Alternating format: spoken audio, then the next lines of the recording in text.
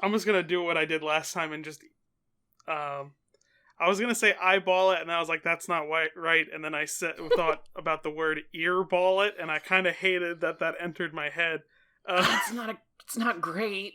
I mean, technically, you're eyeballing the waveforms. Like that's kind of a thing. I don't like the concept of an earball. I don't either. I don't know what that is. Is it your earlobes?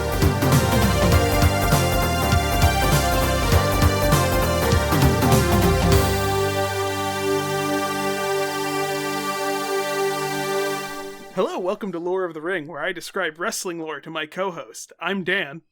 I'm Daphne.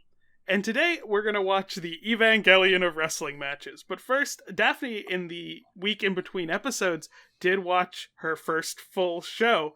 So Daphne, what are your thoughts on Total Nonstop Deletion?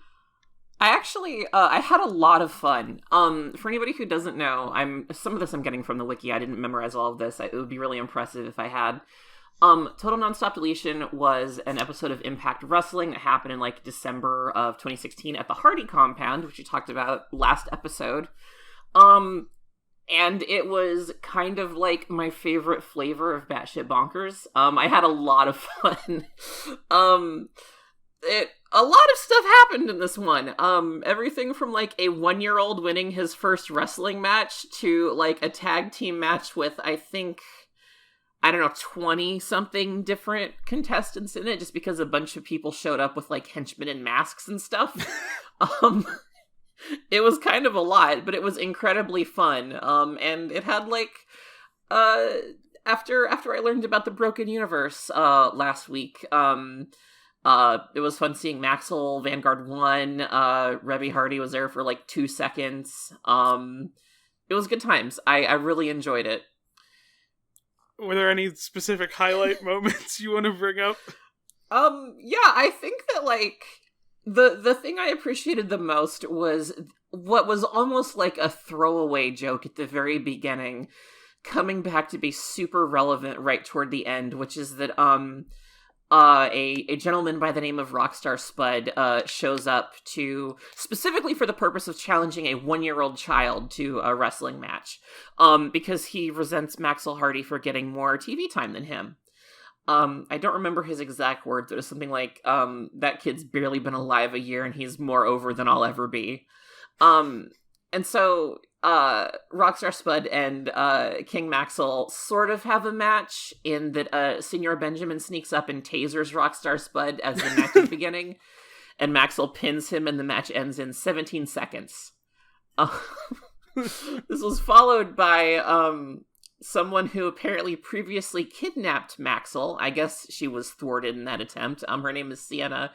And she showed up to challenge anybody who wanted to fight her. I guess she was apparently banned from the Hardy compound, but she snuck back in. And Vanguard 1, the self-aware, sentient flying drone, tried to wrestle her, and the ref wouldn't let him. So when the ref got knocked out, he tried to count Sienna out when someone else, when a wrestler by the name of ODB, wrestled her instead. So there was a lot right at the beginning, and it was really easy for the thing with Rockstar Spud to kind of just fall by the wayside because a lot of other crazy stuff happened. But way later, way at the end, Rockstar Spud and his partner, who he's been hyping up as this big, scary, terrifying individual, is Hornswoggle. Well, he's just going by Swoggle at this point. Because I guess I'm assuming that's because Hornswoggle's a WWE thing and he can't use the name outside of it or something. I'm not sure how that works. That's what I figured. So you kind of get the joke that haha, I said my partner was someone large and intimidating, and it is Hornswoggle, who is a little person. And that's it's not the greatest joke, but Hornswoggle gets maybe my favorite line in the whole thing, which is, it's just a really short thing where Rockstar Spud has been he kind of pats him on the head and ruffles his hair a couple times in a very patronizing way, and Swoggle's just dude, I'm a grown man, don't do that. And it's so stern and it's so real, and it's just I loved him so much for that. So after being kind of beaten by a 1-year-old child at the beginning. Rockstar Spud sneaks back in with his new partner, who is also someone who's kind of treated not that seriously. And they just take advantage of the fact that a bunch of other wrestlers in the big tag team Apocalypto match, which is happening around the frame story of a volcano erupting on the Hardy compound, and they just start pinning people who lost other fights. They just kind of sneak into a ring that is mostly empty and start pinning other people who got beat by other wrestlers. And then Rockstar Spud makes some kind of stupid comment, and Swoggle turns on him and pins him. And he too is counted out of this whole thing. It's a really fun. I don't think there's a way to make Chekhov's gun analogous to introduce this kind of joke character at the beginning of your thing and bring him back at the end to pay off that narrative thread. But it was really fun. It was very funny. It was really entertaining seeing more of the Hardy compound and like kind of continuing the Broken Universe storyline I've been following. I appreciated I know I say this every time, I feel like, but I appreciated the writing of it all. I just like how this episode was structured. It even had flashbacks to the Broken Hardys fighting Joe Frazier in the reincarnated body of a kangaroo. So there was a lot going on. And it was good oh, that's right, and the Lake of Reincarnation came back, and someone got reincarnated twice, because the first reincarnation was dumb and no one liked it. So they threw him back in, and he was reincarnated as a different goofy character. And they made a great fourth wall break, making fun of Triple H. Overall, it was a wonderful time. I had a lot of fun with it. I'm glad you really enjoyed that. Very did it spoil it at all when I mentioned that someone is thrown into the volcano? No, it did not. I think I forgot that you had mentioned it, because in the moment it still felt very fresh. I didn't remember you having said it, and so much stuff was going on amidst that, like Vanguard 1 shooting fireworks at people, the Helms Dynasty guys getting stuck on that, like, I don't know what it's not a crane, but the, like, lifter vehicles they were on above the ring at one point. That was really fun.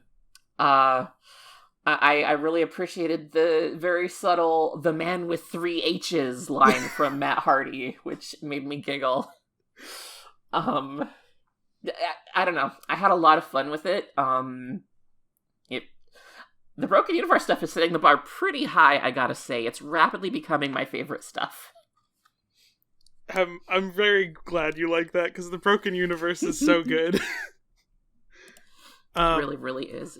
So, and part of me thinks I love everything about the Broken Universe, but part of me, just because of this match we're going to watch and how it pays off so many things narratively, I think it's somehow better. Well, good. If it's crazier and weirder and it beats that, then I'm very excited to see it. This is the one that people said it was like too soon for me to watch, is that right? Yeah, people also were saying it was too soon for Matt, but it was like a lot of the weirder stuff that I think is kind of just where wrestling's at now, that I love, is what people were saying with, like, you have to wait. And I'm like, no, it's been too long. I think it was paced at I think we've gone at a reasonable pace here. We're like, what, 8, 9 episodes in at this point? I think it's good we're getting into the weirder stuff. Yeah. So I do want to go through the history that Bray Wyatt and John Cena kind of have together. Okay. So I'm assuming you're aware that John Cena basically became the face of the company, like, from the mid-2000s to... Absolutely. Even today, to an extent, even though he's not active. Yeah, even not being in wrestling, I was very aware of John Cena, and even through osmosis, even beyond the memes, I feel like I knew at least a tiny bit about him. So yes, I would say so. Yeah, like, you would say, like cultural level of, like, Hulk Hogan or The Rock or Stone Cold Steve Austin, where you just kind of know him, like, regardless. Yeah. So, Cena kind of got turned on by the fans at some point. Not 100% of them, but the fans that were fans of wrestling long enough that they got kind of like a meta enjoyment out of wrestling. So like beyond the narrative of like, I guess it's kind of like how like a lot of people are with superhero movies now, where they can't get into them because they know the superhero's like gonna win and the narrative beats are predictable. Uh-huh. Where it's kind of like at the point where it's like, why can't the bad guy win? Like, people got sick of Cena winning and like storylines going his way rather than him like losing tragically or anything like that. Okay. It's kind of the same thing that happened with Hogan at some point too, where he was winning so consistently people thought it was boring at a certain point. You can kind of see the seeds of this dissatisfaction with Cena being sown like as far back as 2006 at a pay-per-view called One Night Stand, which we'll talk about at some point. But the most famous image from that pay-per-view is a sign that says, "If Cena wins, we riot." I feel like I've seen that sign somewhere before. Yeah, it's it's just the most iconic image from that pay-per-view. There's also tons of chants at that pay-per-view that maybe haven't aged well. But the one that sticks in my head is that they first were chanting "Cena sucks," and it seemed like Cena stopped reacting to that. So they started chanting "Cena swallows." God. Guys, come on. And Cena also does a thing where he throws his shirt into the crowd. He did this 4 times, and every time they threw it back at him. Okay, that I like. That's really good. It's just, like, and someone looked like they were going to keep it at some point, and the whole crowd started chanting, "Throw it back." That's really good. Yeah, but they started playing on it to a meta level, like, obviously, because people wanted Cena to be a bad guy. I think that's kind of toned down at this point, because a lot of people are on the same page of, like, I mean, you can't make the person who has the record for most Make-A-Wish Foundation wishes the villain ever. Yeah, no, it's not a great look. But they've definitely played on it. Like, Cena started kind of acting more as neutral, where he still was like, did good things, but he acknowledged that people didn't like him. And at one point he was like, okay, so all the children in the audience cheer for me, like you would say, let's like have the children chant, "Let's go Cena," and the adults chant, "Cena sucks." And it was a thing where they just like were back and forth. And that became his chant for a while. That was like, "Let's go Cena, Cena sucks." I mean, way to roll with it. And they definitely started making that prevalent in his storylines too. Like the CM Punk stuff too was a big part of that, because everyone liked CM Punk and Cena was his antagonist, essentially. Or he was Cena's antagonist, but everyone liked Punk. So Cena also around this time made several like narrative choices, because when you're the face of the company, you can like kind of play with how the show's booked a little bit, that arguably stalled a lot of wrestlers' careers. So there was a big team, faction, like in the kind of way of NWO, called the Nexus, which was all new wrestlers. And the thing was, it was going to be this team of villainous new wrestlers that were systematically taking out all the, like, pretty much established faces at this point. One of whom is a wrestler who was named Husky Harris, who would become Bray Wyatt. So there's a connection there. But the narrative choice Cena made was originally at their big, like, blow-off elimination tag team match, where it was, like, the Nexus versus, like, 5 classic wrestlers. The plan was for Nexus to have 2 people left, and Cena to be by himself, and then Cena would lose. And they added stuff, like, to make sure Cena was protected, because you still got to protect his image, of them, like, tearing the padding off the around the ring, so it's just the concrete, slamming him directly head first on that.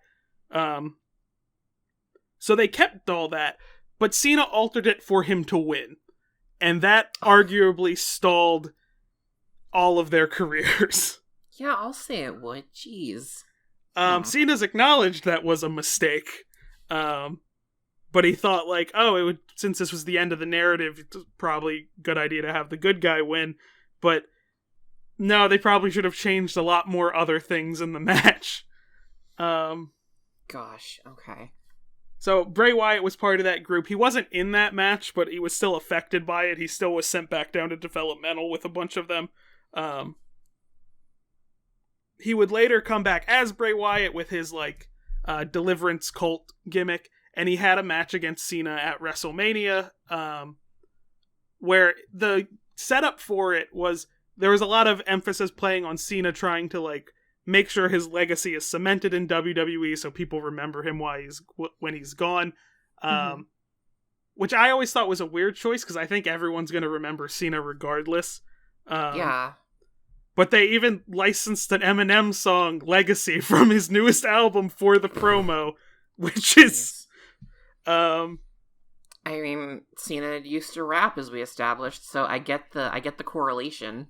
But Bray's thing is that Bray was like, either I'm going to beat you or make you break. Basically being like, he would make Cena turn villain. And people wanted Bray to win, or at least Bray, like, what he wanted to come out on top, because A, Bray was the newer star and people liked him, and Cena was a big enough star that was like, it wouldn't hurt him if he lost at WrestleMania. Yeah. And people also was like, well, even if Cena wins, making him a villain at least temporarily, or giving him some, like, moral internal struggle, would be a good, like, beat to go out on for that character. Because you still would have Bray win to an extent. They kind of didn't go either route with that. There is a beat in the match where Bray gets on his knees and is like, hit me, after he throws Cena a chair. And Cena's, like, about to hit him, but he throws the chair, like, out of the ring. And it looks at one point like Bray's gonna win. He has Cena in the finishing position, but Cena immediately reverses it into his finisher, and Cena wins. Clean, without any cheating whatsoever. So that also arguably stalled Bray's career. But Bray, I think, again, I credit Matt with being able to do the weird shit with where he was able to reinvent himself as this Mr. Rogers evil demon type character. That's right. Okay, yeah. So now we're at WrestleMania 2020, so this is probably the most recent thing we've ever talked about. Yeah. This was... WrestleMania 2020 was arguably put together extremely quickly, because they had to alter all the plans after it was revealed that they can't have an audience of people. That's right. Okay. Yeah, because 2020 was the year that it was. Yeah. So Cena and Bray had Bray challenge Cena to what's called the a Firefly Funhouse match, where you're basically pulled into the evil dimension where Bray kind of inhabits. So we're gonna watch that, and I'm very interested to hear your thoughts on it. One other side thing, I promise this is relevant. Cena at one point got married to another wrestler. She was one of the Bella twins. He proposed to her at WrestleMania, and then they recently got divorced, like, right before that match happened. Gotcha, okay. And her theme and her sister's theme, because they wrestled together, started off with the line, "You can look, but you can't touch." I promise this is relevant to the match. Okay. Putting this in my notes. Okay, we're going to be right back. I'm going to send the rest of y'all into a commercial break, and I'll see y'all in a minute. Bye, guys.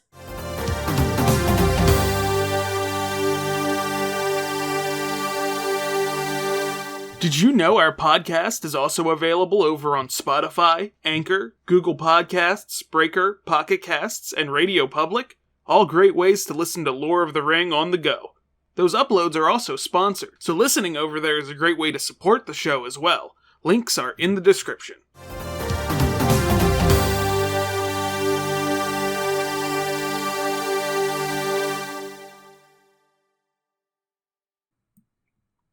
And we're back. Well, Daphne, what did you think of that? Well, shit. Wow. I am genuinely unsure where to start. How was this received? Because I thought that was extremely well done. Like, that was cool as hell. It's honestly probably the highlight of the show, and someone got buried alive on that show also, so that tells how good this was. That's really cool. That's really good to hear. That was, I know I say I don't know what I expected pretty frequently, but none of what I anticipated, even when you flat out told me, here's a bunch of elements that are going to show up in this, and here's a bunch of imagery we're going to see, and then it all showed up. I was still just not expecting that was such a weird mixture of, like, journey through John Cena's in-universe psyche and in-universe wrestling history. That was really, really rad. I had a lot of fun with that. I'm glad you liked it. Is there any, like, specific moments that really stand out to you? Yeah, I wrote down a couple things. There's a very brief sight gag that I am gonna be enamored with for the rest of my life, which is that the demonic Vince McMahon puppet's name was just Mr. McBossman. That's pretty wonderful. I think what I liked the most was the commitment to... Okay, so the editing is the thing that really stood out to me the most. The way that the editing kind of flashed between footage from different eras of WWE TV programming, that was really fun.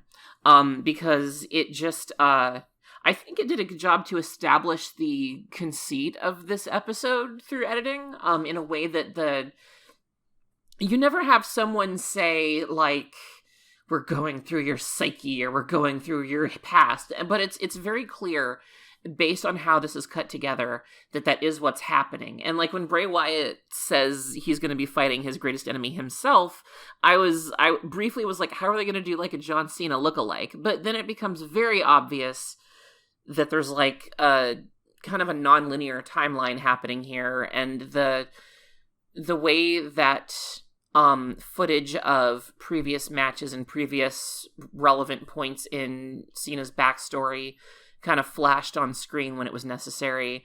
I can only imagine how much more effective that would be for someone who's been following wrestling for a few years, but I felt like it did a very good job of very clearly establishing the idea behind the visuals and behind the plot that we're getting. That really stood out to me. The attention to detail of all the different costume changes and the fact that it was clear to me as a relative outsider that we were flipping between different, like, eras of Cena's career and different eras of wrestling at the same time. I thought that was very effectively established. I have a lot of good stuff to say about this, honestly. This was just really fun to watch. Yeah. My favorite little thing about the Vince, because you mentioned the Vince puppet. Mm-hmm. I love that they had Vince McMahon on hand. Like, he's at every WWE show. But it's Bray Wyatt doing a Vince impression. Yeah. I think that worked. I feel like it's funnier that the voice is slightly off. You still get the reference. Yeah. Was I mistaken at the end there, or was that the mandible claw move that I was told about previously that Bray Wyatt was doing to Cena at the end? Yeah, that was the mandible claw. Ah, cool. I recognized the thing. Oh, hell yes. Okay, cool. I thought so. Yeah, he has a modified one where he brings it into a finisher he calls the Sister Abigail, which is with that spin thing he did. Okay, cool. Yeah, it was interesting, how little wrestling there was in this comparatively. So much of it spent so much time on the imagery and the psychological turmoil in John Cena's mind as opposed to actually wrestling. And I think that was a bold choice, but also just a very fun angle to approach this from. I don't think I could have expected any of this when I was going into this. That was really, really fun. And somehow it's also still unmistakably wrestling, despite the lack of wrestling. Yeah, no, I don't know what it is, but, like, I feel like I could show this to someone and they would recognize it. First of all, they would recognize John Cena. So no matter what, they'd already be following at least the main conceit. I feel like the idea that you're seeing his backstory and the different eras of wrestling and of his own career are being cycled through, all of that stuff seems like it makes enough sense. There's not any, like, expositional narrative saying, do you remember that time you almost hit me with the chair and refused to? Now you have to hit me with the chair for real, and I'll know I've defeated you. Like, there's nothing like that, and I think it is stronger for not giving into that narrative, or that narration impulse. Yeah. Yeah. So I feel like I'm rambling, I'm so sorry. No, I mean, this is kind of what I wanted, because it's a match that brings out a lot. I mean, if any like point you have, just feel free to go off on anything that you like about this match. I'm thinking over. I took a bunch of notes.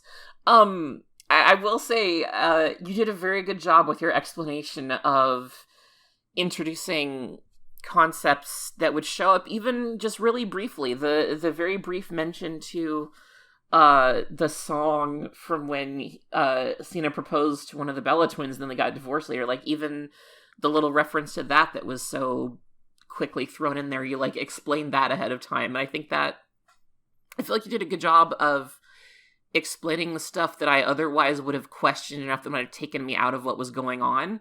So I can see going in with that full context making this much more effective. Yeah, I don't know. I had a blast watching that. That was really good. The one thing that I was worried about that I didn't... Did you kind of get what they were doing with the NWO thing at the end? Sort of. I know a little bit about the NWO. I know... I don't remember if you've talked to me about it on the show or not. I know we've briefly talked about New World Order being like... It was a separate show, right? WrestleMania and NWO were two different shows that were airing at the... The NWO like was a group in WCW. Okay, that's right. Okay, I'm sorry. I was thinking of the... Okay, I was thinking of something else. And they're one of the things that I remembered very vaguely from my childhood because I think there was a Nintendo 64 game called WWF versus NWO. Yeah, WCW versus NWO. WCW versus NWO. Yeah, there was... I think there was a sequel called Revenge. Yes. Cool. Okay. So I'm back on track, I think. So that was just... Was Cena ever part of the NWO? Was that like an alternate timeline? What was that? So Cena was never part of the NWO. Okay. What I was hoping the little cuts in would explain a little bit. So Hogan was a central part of the NWO. And that was also the first time Hogan had become a villain in a long time. Oh, that makes sense. So when he hits the chair, it's more of him, like, fearing living in Hogan's shadow. You've become the villain just like Hogan before you. Okay, all right. That makes sense. I didn't catch that just because I don't think I had I didn't have enough Hogan backstory to catch that, but it's still really solid. You can still tell it's like kind of an offshoot timeline or something alternate to what we actually know. Because I feel like at some point you would have mentioned if it ever been part of NWO. So I was kind of like, wait a minute, I don't think this part's really in his backstory. Yeah. Okay. I think it's a really just neat like choice in that because it kind of like encapsulates like also like another issue that would have come up with Cena's career if he did become villainous in that like moment at that split time. That would have still been something for people to complain about and something for Cena to feel insecure about, that he's just following what was did right before him. That makes sense. I think that still comes across. It's it's really interesting that this kind of replicates the story of from The Dark Knight, of like you have the character trying to get the hero to sink to their level. It's really interesting that they did that, and I found it more engaging than that movie because it's in such a shorter time and with such a smaller budget. Isn't Dark Knight like 3 hours? I feels like it. I don't know. not to get into comic book stuff, I was I'm never fine not with a us fan getting of it. into comic book stuff, honestly.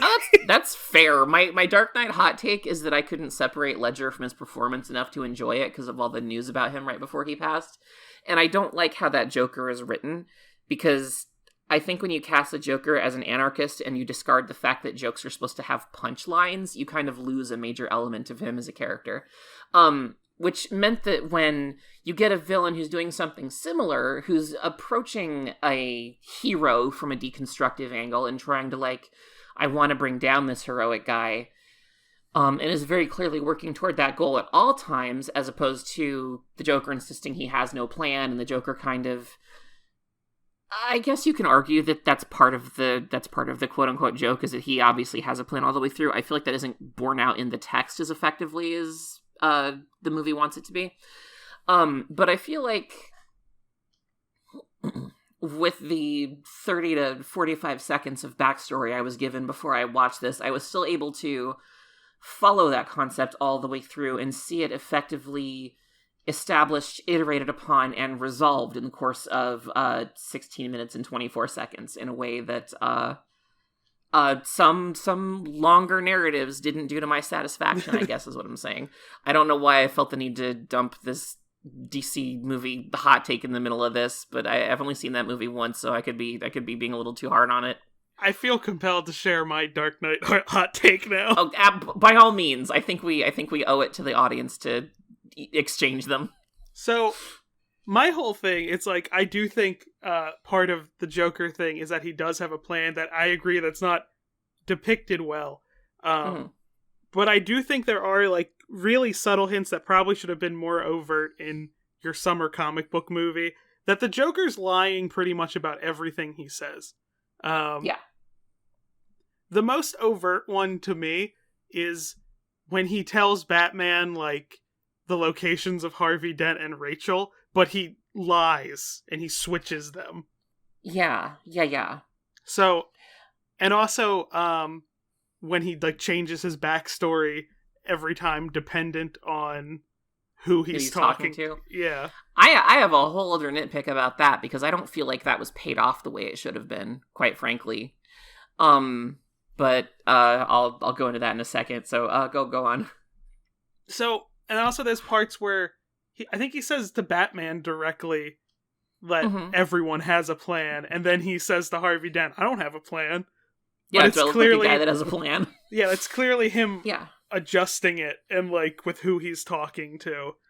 And I also just feel like, I think that this might be something that didn't come across because of Heath Ledger's performance, because he's so good in that role as a manipulative liar, that it worked on the audience too. You know what? That's honestly totally fair. It's full disclosure, I've only seen it once back when it first came out, so my memories of it are very fuzzy. I just remember being a little meh on it because it wasn't what I was hoping for from a theatrical Joker portrayal. But I think that's fair to say. I think that maybe it was almost too subtle. And I think the fact that, correct me if I'm wrong, but I don't remember any point where, oh no, I guess we do get that in The Dark Knight. I was thinking about something you and I both talked about and agreed on once, where one of our things we didn't like about some later MCU stuff was there's never a point where the hero argues against the villain's ideology in any way. They just punch the bad guy, and that's how they win, because the winning ideology is the one that beat up the other ideology, I guess. Yeah. But I feel like The Dark Knight actually does kind of go into, like, you do have characters talk about how the Joker is wrong about what he's doing, and about how people can still kind of, even if you push him really hard, not be shitty. I will say, just before I release us from this tangent, my whole thing about the Joker and doing the whole running, do you want to know how I got these scars thing, I was waiting for one more iteration of that, where he asks someone the question and then just says, me too. Like, he also does not know. I was really expecting some kind of payoff like that, where it's like, the reason he changes story all the time is because he himself does not know his own origin story. Yeah, that would have been much better. I would have gotten such a kick out of that. I thought they were building to it, and I think that he does that to establish, like you said, that he is in fact manipulating everyone. It's intentional to trick people, kind of like how he tells Harley Quinn a different backstory from the one that Batman knows about him in I can't remember the Batman animated series episode where this happens, but there's Mad one where Love, she right? Mad Love. Yeah, I think it is Mad Love. Where she goes through how she met him and the tragic backstory. He fed her, and then Batman's like, "Oh, did he tell you the one about the circus? What about going ice skating?" That kind of thing. I think is what they were going for. And I don't know. Maybe I need to give it another chance, but let's be real. I've got too many other things to watch. I'm probably not going to. I mean, I did try to rewatch it recently with Sheldon because Sheldon had never watched, and he's like, "This is long and boring," and I'm like, "Yeah, kind of." Yeah, I think the same thing would happen. Like, Catherine does not like superhero movies much anyway. So the fact that our first date was Into the Spider-Verse is a fucking miracle. I was only able to talk her into that because she loves animation as much as she does. But it's really hard to get her on board for anything superhero-y, so I would not be able to sell the Dark Knight to her. Yeah, and your idea for how that to pay off with Joker is so much better than how they do pay it off. Mm-hmm. They pay it off with a quip, which is not something that movie like does. Yeah. When he says to Batman, "You know how I got these scars?" and he goes, "No, but I know how you got these," and then kicks him off the building. Yeah, like, I mean, it's a good moment, but it's not the subversion that this movie needed. I think if anything that's playing into, because in their first like meeting, the interrogation scene, which I think is supposed to set the bar between them, is that every time Joker tries to explain his ideology, Batman basically says, "You're disingenuous and lying to me." Yeah, and I sort of like that about their dynamic. I like that Batman is very relentless about shutting down the Joker's bullshit every chance he gets, because you don't see a lot of that dynamic, I feel like. So I get what they were going for there, and I do find it effective on one level, but I also feel like giving into a quip there is falling prey to what lesser superhero movies often do when they could explore characters more, and I don't like it as much. Anyway, wasn't there wrestling at some point? Yeah, I'm thoroughly trapped in this tangent. I know, I'm so sorry I did this. I was just thinking about how off track we got that one episode, and I was trying so hard to stay focused. Oh no, we're definitely starting a DC podcast, aren't we? Oh man, please don't make me do that. I refuse to do that. I have one few other things to say about it. Okay, and then let's excise this from our minds, and then let's get back to the thing, because I feel terrible for having done this to us. I think Dark Knight as a whole would be stronger, and this is gonna sound bad before I explain myself when I say this. If Heath Ledger didn't die, because the plan for Dark Knight Rises was originally going to be centered around Joker's court case. Oh, that would have been so good. That would have been fun. I wish we would have gotten that Batman movie instead of cramming in Green Goblin and Sandman and Venom into one third film. What?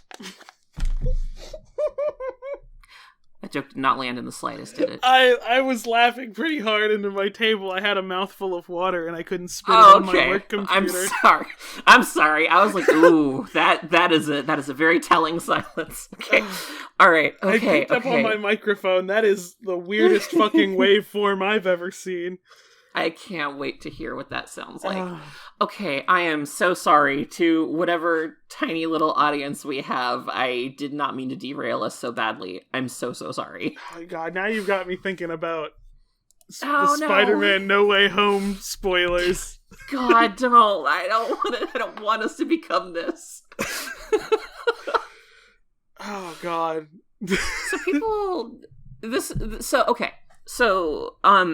You've described this match to me multiple times as being the Evangelion of wrestling matches. What was like the aftermath of this, like wrestling storyline wise? Where do we go from here? So Cena, I think this is, I know Cena came back once in between then and now, like very briefly for like I think it was like low ratings. I'm not actually sure if he did. I'm not 100%. But it kind of really acted as Cena's exit to wrestling into like movie stuff.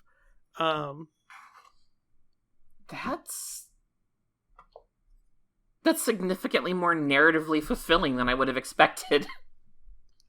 Yeah, and Bray just continued Bray eventually becomes Universal Champion, which is one of the world titles now, because they need 2 different world titles because it's 2 different shows.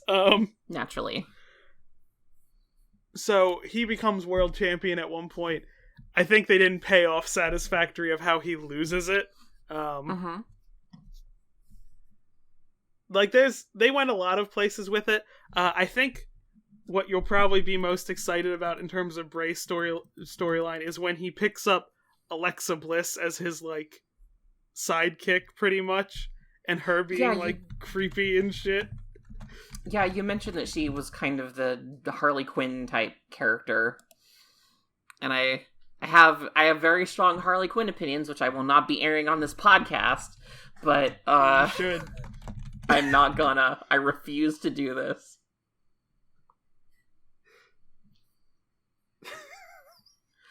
But that it sounds like some interesting stuff happened before that, but they don't pay off him losing that title. Well, a lot of people weren't happy with him losing the title.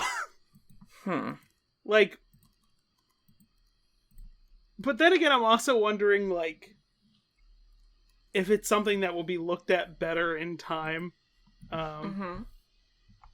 Because like what I look at wrestling, it's like there's plenty of like things in older wrestling that are looked at back like as narratively satisfying now that weren't then.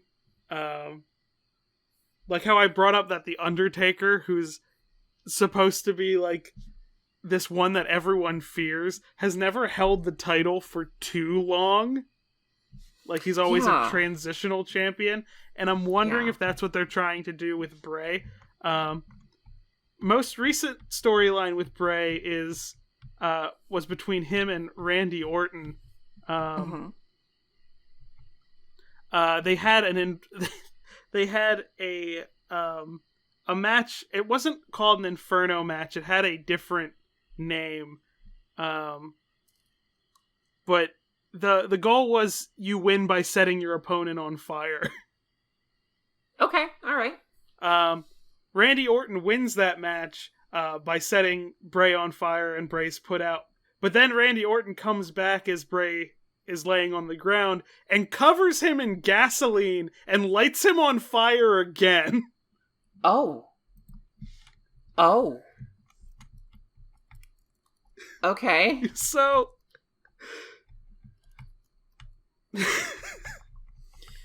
well, and then I Bray wasn't expecting that. And then Bray was gone from TV in a while. But so it was, the storyline was playing out mainly between Randy and Alexa, as Alexa tormented him psychologically. Including, but not... I'm just gonna play the collections of clips. Okay. Because there are some things... I'm just trying to cue it up to the right time. Because there are some things that are... holy shit to explain. Let me see. It didn't cue to the right time. Okay. Let me skip ahead to...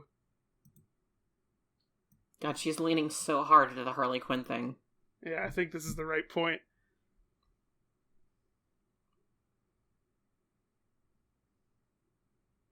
She had, like, teleported in there after his match. I mean, who hasn't done that on occasion? I hate that the caption for this spoils what happens. Yeah, the caption is making me very intrigued. So she's doing this for revenge for him Bray basically Wyatt? killing Bray. Gotcha. Jeez, alright. How did she get the ability to throw fireballs at people? Supernatural. Right. I guess after the poison mist, I shouldn't rule anything out. Yeah. I mean, Hulk Hogan's throwing fireballs too. Although he fucked up that stunt and burned off his eyebrows. Jeez. Oh, hey. And then Asuka shows up? Yeah. I mean, I'm always down for Asuka to show up and stuff. Oh, jeez. I will say this is very well acted. Oh, Jesus. Damn. Why are her outfits all so cute? This is so unfair. Huh. Interesting. Oh, I just noticed the Zoom crowd. The Zoom call crowd in the background. I feel like some stills of this bullshit popping up is going to benefit the people who are not watching these clips, because this is a lot to take in. Yeah. I mean, who hasn't done this to someone? And then former Vampire Edge gets Randy Orton. Yeah. Okay, so I feel like the lead may have been slightly buried as far as Alexa Bliss is concerned, because I'm suddenly significantly more interested in what she's got going on. At one point, she was just like kind of like villainous, like kind of like preppy girl, and then she turned into this out of nowhere, which is amazing. I'm really digging it. Like, I don't know, something about we're in a Discord server together where I've cultivated this image of almost being this like eldritch being of some kind, and the vibe of her teleporting behind someone and just kind of casually leaking black sludge out of her mouth, that is such a fucking mood. Holy shit. Like, I want that to be a memory someone has of me showing up in their home and then leaving without saying anything. That's so good.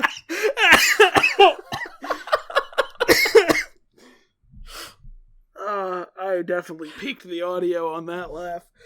Well, we take turns peaking the audio with our laughter, so I think we're good. I mean, I always figured you liked Alexa Bliss, but I always was like kind of like leaning into the Harley Quinn side of it, because that's what she's very clearly aesthetically modeled after. I get that vibe. I'm so just because, you know, Harley is possibly my favorite fictional character of all time. She's so far up there, it's not really much of a contest. But I've read so much Harley stuff that I'm very picky about which bits of it I like and don't like. So when someone's like, oh, this character's like Harley Quinn, I kind of get the like Narrow's eyes gif from Futurama going, where I'm like, how? Because that could mean so many different things.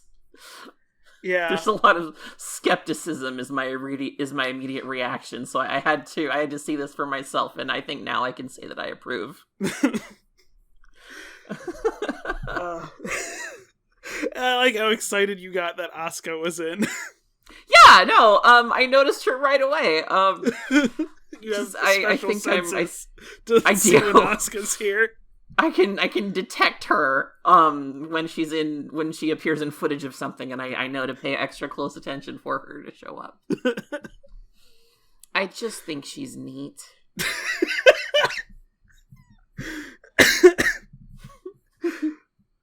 The image that popped into my head is somehow something that Asuka would just tweet.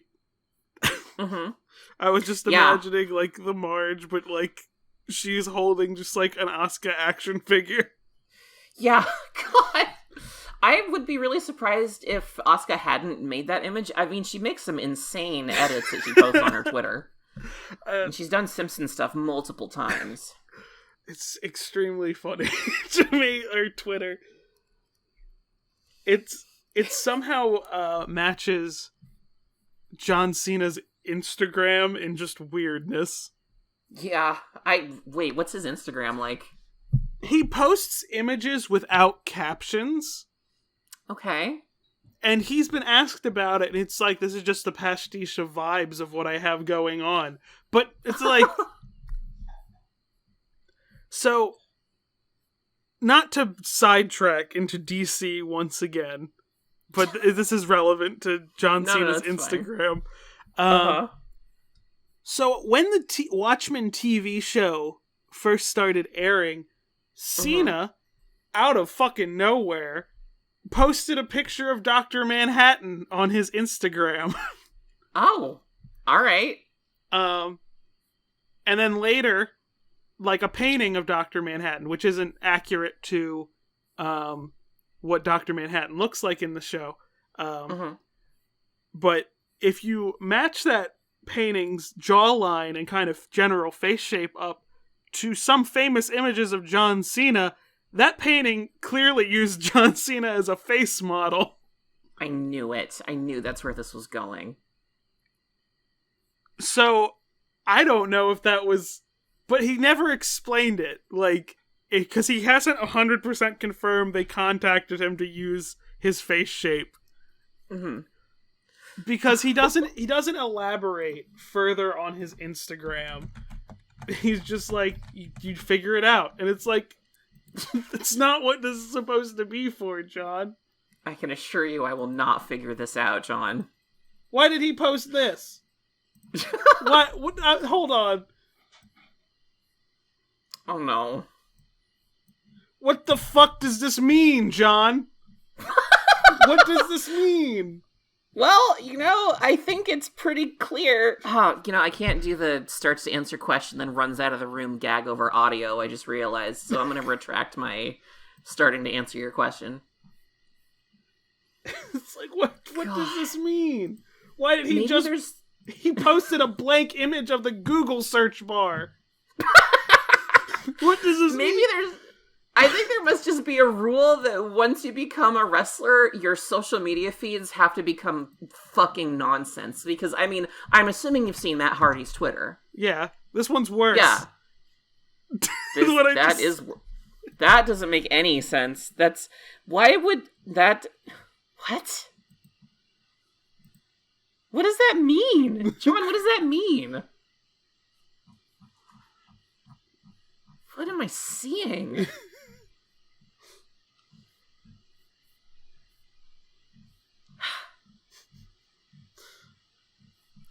Well, why did he post this? Why did he post this? No, I can't even explain. Oh, no. These images are posted without captions. I feel like for a lot of these, the caption could just be mood, and we would all accept it unquestioningly. Is that the guy that voices Bob in Bob's Burgers? H. John Benjamin? It very well could be. What does this mean? Well, that's why he's got the burgers and his head's on a Pez dispenser, because he's dispensing burgers. Look, I don't make the rules. I don't make the Instagrams. I do, but you know what I mean. He posted an image of Donkey Kong in front, but it's photoshopped on a man. The head is photoshopped on a man that might be Stone Cold Steve Austin based on the captions. I can't tell, but it's in front of the Stonks background. Okay. And he said Stone Cold Stonky Kong. Yeah, okay, yeah, no, that kind of makes sense. Look, from operating under pure stream of consciousness logic, Stone Cold and then stonks, but then the onk becomes the Donkey Kong syllable. It makes sense to me in like a fever dream logic way. It doesn't make sense as like a real thing a human person would think. I'm currently being led to believe, I scrolled a little further down in his Instagram, I'm led to believe he photoshops different people's heads on Stone Cold Steve Austin, because I just came across Stone Cold Seth Rogen. That's just a wrestler from an alternate timeline. Stone Cold Stay United, and he replaced Stone Cold Steve Austin's head with the Declaration of Independence. Well, I think that's very patriotic of him. Some of these are significantly more self-explanatory than others. So, this one is definitely a meme format. Like, it's the Drake looking at something and then looking away from something meme format. But I've never seen it with Clash of the Titans. This is oddly specific, John, and the images that they're being looked at. I can't tell if this definitively proves he runs his own social media account, or if this means that there is no chance in hell he runs his own social media account. Stone Cold Cindy Lou Who. Oh, see, that kind of makes sense. I get the name structure of like Stone Cold something something with someone else's name that has a lot of components to it. Like that I'm at least following the comedic logic of to a degree. That I think makes sense. And also just I'm getting weird insights on his Star Wars opinions too. Mm-hmm. He likes the weird lizard bounty hunter from Star Wars more than Mandalorian. Who doesn't like Bosk? Bosk is really cool. I don't know anything about Star Wars. Back before the Rise of Skywalker hurt me irreparably, there were some elements of Star Wars I paid attention to, and one of them was anybody who was remotely reptilian, so I thought that Bosk was pretty neat.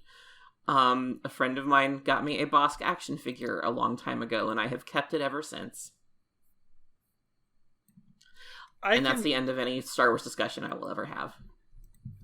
I'm imagining John Cena feverishly photoshopping this, like, sweating. The giant.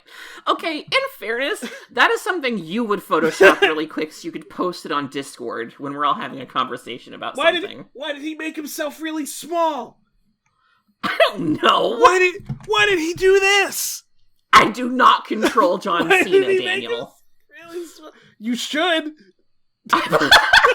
Look, I wish I did. I wish I had any sort of authority over him and his choices, but I truly do not. Why did he replace his own head with a coffee bean? What is he doing? Wanted me to explain John Cena's actions, and I simply cannot do it. You realize that all these have to be edited into the episode now, yes? Yeah. That's why I'm also sending them to you, so I have a record. That's good. Of which ones. The narration, too, makes it really good for right before they pop up. We have a brief warning of what we're about to have inflicted upon us. Yeah, no, his head's just a coffee bean. I don't know why my computer randomly decided to want to print that. Why I got 3 print windows come up when I took that screenshot. It's important for you to remember this. You have to hold on to these. You need to document this. You've got to print those out. You've got to keep them in separate folders, laminate one, and hide them in different places in your home so that you don't ever lose all your copies at once.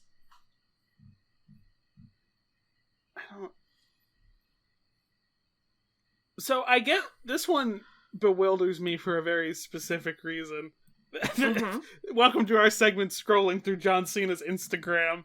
Honestly, at this point we might want to devote a segment to looking at wrestlers' social media because it does seem to come up. So Stone Cold Scottie Pippen I get. Like I've picked up the joke. But why this image of Scottie Pippen? Why his low face from NBA Jam? Oh my god. Why would he pick that one? Why didn't they use the God, what was it? The little Scottie Pippen puppet from those soda commercials. Was this, I swear, was it Little Scotty? Is this what I'm thinking of? Hang on. I think I either hallucinated something. I swear this was a thing. Was there not a commercial where he was like replaced with like a puppet or a marionette or something? Am I hallucinating this? Was it Penny Hardaway? Little Penny? Is that what I'm sorry. I'm unlocking a memory that's only vaguely in my head because my mother thought this was hilarious. Lil Penny. Okay, so the NBA player Penny Hardaway, for whatever reason, he was, for a point guard, he was really unusually tall. He was like 6'7". And Penny Hardaway did a lot of commercials where for whatever reason he was accompanied by, or there was or just this character appeared in place of him, this little like marionette doll named Lil Penny. I think it was a marionette. He might have been like a G.I. Joe or something. And he was voiced by Chris Rock, and he was in like a 1987 Super Bowl commercial, and like a commercial that was like one of the 9th best basketball shoe commercials of all time or something. God, how did I get here? I don't know. Scottie Pippen, but I've been laughing. Penny Hardaway, Lil Penny. Okay, no, I'm sorry. That's wow. I feel like I just fell through a mental time warp, but that's the ADHD, I guess. I mean, I've been laughing this whole fucking time. It just isn't picking it up on the Discord mic. It's getting picked up on on Audacity. Good. I'm glad, because sometimes Discord is like, nope, you're not hearing any reaction, and I just have to hope I'm being funny. I'm just. He's been doing the Stone Cold joke for a while. It's a good joke. I don't like knowing that John Cena knows what Phoenix Wright is. He posted that on Instagram. I mean, some of these people are our ages or older. Like, they're gonna know some of this pop culture stuff that seems ubiquitous to only us. But I think he photoshopped it over himself when he was at Ellen. Yeah, that tracks. God, Lil Penny, how did that memory come crawling out of my brain? I remember he was a point guard. I'm gonna have to do some soul searching. That was strange. Please look at this one. The Phoenix Wright, Stone Cold Slimer. Aw.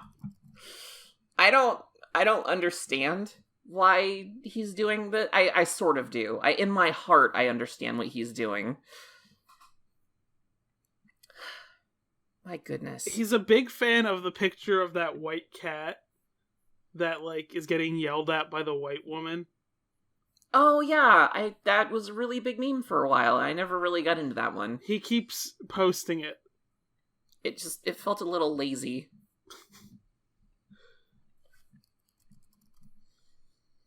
He posted he posts screenshots sometime.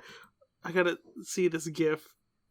Because this is Lil Penny. Because I know you're a puppets connoisseur, so... I puppets, animatronics, nothing useful or actionable. I think that was despite my father's best efforts, the full extent of my basketball knowledge is the Lil Penny commercials and some trivia about Michael Jordan.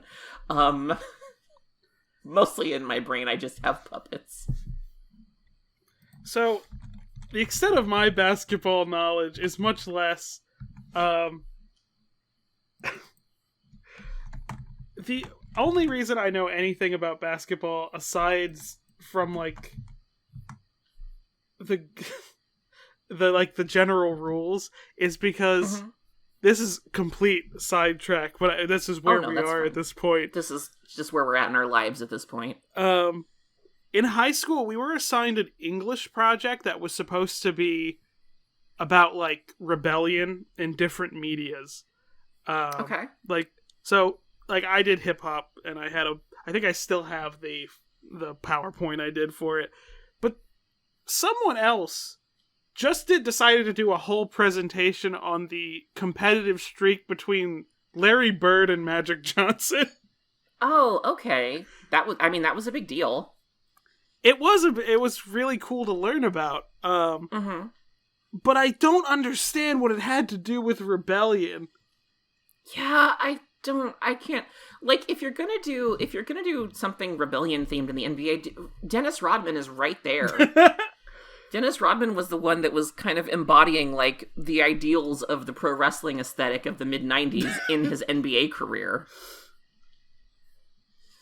Dennis Rodman, weird. I think I enjoy hearing things about Dennis Rodman. He's an interesting human being. I didn't follow his career very well, but I think that there was that time in pop culture, I'm dating myself now, where Dennis Rodman is weird, which is kind of a punchline in things. There's a whole Pinky and the Brain episode where the Brain embarks upon a basketball career and has a Dennis Rodman, it's all an extended reference to Dennis Rodman's career. Brain even describes himself as being as bad as he wants to be. And I believe Bad As I Want to Be is Rodman's autobiography title. So it was just this whole thing where everybody knew Rodman's stuff if you followed basketball. It was his autobiography, Bad As I Want to Be, yeah. It was just a thing that was just kind of ingrained in public consciousness for some fucking reason. My brain, like, partially, like, stopped for, like, a minute because I was trying to work in a really bad joke. I mean, only a minute's pretty good. What was the bad joke? You said you were dating yourself, and I was going to say Catherine's going to be disappointed. Boo. Boo. Uh, actually, I think she'll appreciate the unwitting Homestuck reference you just made, so Catherine will probably be okay with it. I know nothing about Homestuck. Don't, I'm not unpacking Homestuck on this or any podcast. I refuse. Lomestuck of the Homestuck. There, you know what? Good. Let's keep it that way. There's a wrestler that goes by the name Big E, just big and then the letter E. And Cena's posted a lot of photoshopping Notorious Big's head on him. I mean, I sort of understand that. It's just so it seems like a hyperfixation at this point. It's really interesting to me that Cena didn't just pivot to I no longer wrestle, I act, but also I no longer wrestle, I act, and I'm weird on Instagram. That's like if The Rock made, I guess it would have been Vine back in the day, if The Rock was making really weird esoteric vines all the time in between getting movie roles. God, this is so weird. Well, that was the Evangelion of wrestling, everybody. And it all ends at John Cena's Instagram. I'm so sorry. I feel like I enabled so much derailing, and I swear I'm trying to be on topic. I promise I'm being on topic as much as I can. I mean, I think wrestling barely stays on topic. I am learning that. I think the internal logic is very consistent. It's just the internal logic is not always apparent. I mean, my favorite thing that, I just kept scrolling and he posted an Ultra Instinct Shaggy meme.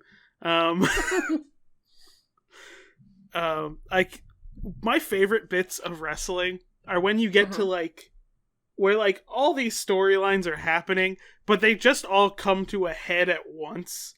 Not even at a pay-per-view, just, like, at the show before the pay-per-view. God. Like, two people start fighting in the ring and they have an issue, but one is kind of friends with someone who's in a different feud, and that other person comes out to help, but then the person they're feuding with comes out to help, and it just... God, that's good. It escalates till everyone's in the ring. I mean, we watched, for The Undertaker as American Badass kind of fight, like, 20 dudes at once, and so I'm down to watch the larger, like, everyone is in the ring at once fights, because those are very entertaining for me. It's my favorite. It's my favorite that just when it's like, wait, why do these two have a problem with each other? This seems unrelated. It's fine. They're just getting some unrelated drama hashed out while these other people are doing their thing. Oh, I hate this image he posted. I keep meaning to introduce what the next episode's gonna be, but I keep finding worse and worse images. Well, maybe... Oh, that is the worst image. Yobama. Damn it! I didn't think it was funny until you said it, and now I think it's funny. What have you done to me? Okay, what is the next episode about, perchance? Oh, I have to not look at old He-Man. I have to say the sentence I'm going to say. But get out of Instagram, get off of... Don't look at it. We'll show you old He-Man so you know where I'm at right now. Man. Emotionally, I am this, and it's just your picture of old He-Man. Okay, yeah, that's about what I would expect that to be. I have to cover my eyes because it's in Discord. Bad Harvey Birdman episode. All right, let's... Yobama's just looking back at me. I have to look at something else. And you stare into the abyss. Yobama looks back at you. That's what Nietzsche said.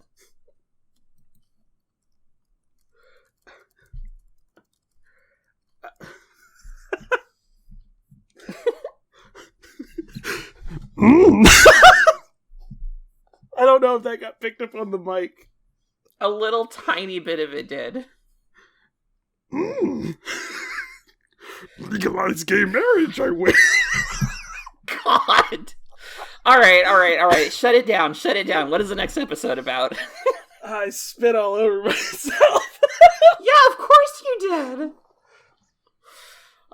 Next episode, after dancing around the point for an extremely long time, we're gonna talk about Hornswoggle.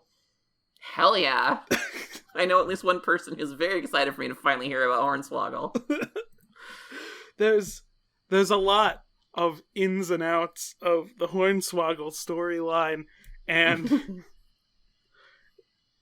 and Vince is involved with a significant portion of it. Oh, I had no doubts. I'm also going to be talking about, because I think it's essential to understanding where Hornswoggle kind of was in the company, and also not just, like, making it into a pointing and laughing thing. We are going to talk about the history of people with dwarfism in wrestling, because it is a little bit contentious, and I can't make any official stance on it, because even in the community of people with forms of dwarfism, it is a contentious topic. God, I can only imagine. With some people being like, with dwarfism being like, it's fine, and it's something we enjoy, and the other people being like, a list of reasons why it's bad. And I'm not in a position where I could make a call on that, but both points seem very valid. That makes sense. I think that's one of those things that's kind of just like, it's such an in-community thing that if you're outside of it, you really just have to yield to opinions of the people that you know that belong to that community and have a better... I mean, you know, as a black person, I also have those where I'm just like, I think this thing is offensive, or I don't think this thing is offensive, and I appreciate when people just kind of listen to me on those. So I think that's the safest way to go with it. Yeah. So next episode, join us for the first half where it's going to be a little uncomfortable, and the second half where it's going to be unhinged. As opposed to, well, actually, I was going to say, no, the second half always seems to be where we get unhinged. So I think we're good. See y'all next week. Goodbye, everybody. No more Instagram for you. My goodness.